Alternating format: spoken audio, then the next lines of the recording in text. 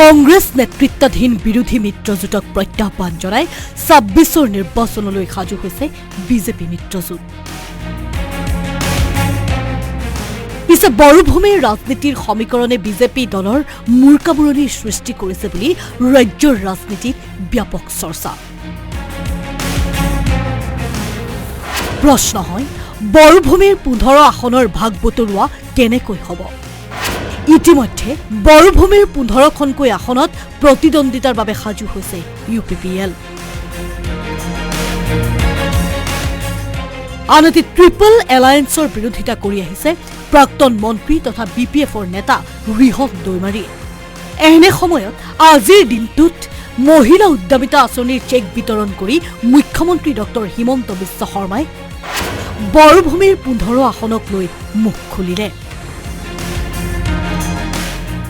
মুখ্যমন্ত্ৰীৰ মতে বড়োভূমিৰ ১৫ সমষ্টিৰ ৫-৬টা বিধানসভা সমষ্টিত বিজেপিয়ে নিৰ্বাচন খেলিব পৰা পৰিৱেশ আছে। কিন্তু মুখ্যমন্ত্ৰীৰ মতে মিত্ৰতাৰ কথা আহিলে পৰিৱেশ সলনি হ'ব। মুখ্যমন্ত্ৰীগৰাকীয়ে লগতে ক'লে, মিত্ৰতা হলেও সাংগঠনিক দিশৰ পৰা ৫-৬টা সমষ্টি বিজেপিয়ে পাব লাগে। অৱশ্যে বিজেপিয়ে আলাপ আলোচনাৰ মাজেৰে মিত্ৰতা আগবঢ়াই নিয়াৰ ওপৰত গুৰুত্ব দিব বুলি মুখ্যমন্ত্ৰীগৰাকীয়ে মন্তব্য কৰে।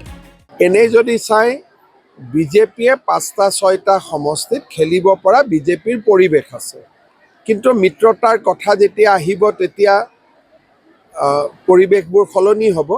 কিন্তু ডেফিনেটলি আজি যিটো বিজেপিৰ সাংগঠনিক স্থিতি, আমি ৫-৬টা সমষ্টি মিত্ৰতা হ'লেও আমি পাব লাগে। একে সময়ত বিজেপি UPPL আৰু BPFৰ মিত্ৰতাক লৈ মুখ্যমন্ত্ৰীৰ ৰাজনৈতিক মন্তব্য।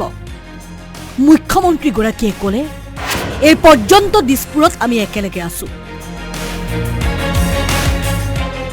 কিন্তু BTCৰ ভিতৰত পৰিৱেশ বেলেগ। তদুপৰি দিছপুৰত পৰিৱেশ বেলেগ হোৱাৰ বিপৰীতে BTCত UPPL BPF বেলেগে বেলেগে আছে। আজিতো আমি সকলো একেলগে আছো, কিন্তু BTCৰ ভিতৰত পৰিৱেশটো বেলেগ আৰু দিছপুৰত পৰিৱেশটো বেলেগ। দুটা পৰিৱেশত আমি আছো। দিছপুৰত সকলো একেলগে আছো, BTCত BPF আৰু UPPL বেলেগে বেলেগে আছে। পৰিৱেশটো হওক, কেনেকে কি হয় আপোনালোকে গম পায়ে থাকিব। উল্লেখ্য যে অলপতে বাজপেয়ী ভৱনত অনুষ্ঠিত কৰ কমিটিৰ বৈঠকৰ অন্তত খুদ মুখ্যমন্ত্ৰীগৰাকীয়ে কৈছিল, ২৬ৰ নিৰ্বাচনত বিজেপিৰ লগত UPPL BPFে একেলগে নিৰ্বাচন খেলাটো অসম্ভৱ। গৃহমন্ত্ৰীয়ে আলোচনা কৰি বড়োভূমিৰ নিৰ্বাচন কেন্দ্ৰিক মিত্ৰতাৰ সমাধান সূত্ৰ উলিওৱাৰ ওপৰত গুৰুত্ব দিছিল। সম্প্ৰতি প্ৰশ্ন হয়, অগপৰে বিজেপিয়ে মিত্ৰতাৰ বাট প্ৰশস্ত কৰিলেও UPPL আৰু BPF মিত্ৰতাৰ সমাধান সূত্ৰ উলিয়াব পাৰিবনে মুখ্যমন্ত্ৰী তথা বিজেপিয়ে?